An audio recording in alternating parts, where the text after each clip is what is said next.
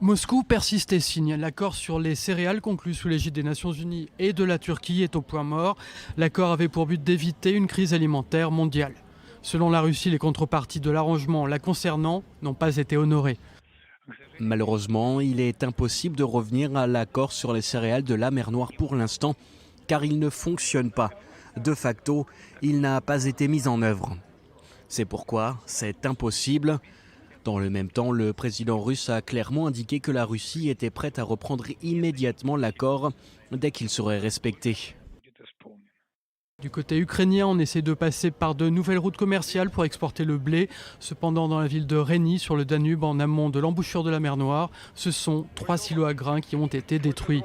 La scène est filmée par des habitants de la ville. Regardez, voilà le drone. Attention, il va exploser ici. Il tombe directement sur le port. Sur la mer Noire, justement, le ministère russe de la Défense annonce que 2 drones navals ukrainiens ont été détruits alors qu'ils s'approchaient d'un navire de guerre russe. À Kiev, l'alerte a retenti dans la nuit de lundi à mardi. La capitale ukrainienne subit sa 6e attaque de drone pour le mois de juillet. Aucune victime ni destruction n'a été constatée. Moscou profite de l'attaque de drone de la nuit de dimanche à lundi pour déclarer vouloir augmenter l'intensité de ce qu'elle nomme l'opération spéciale en Ukraine.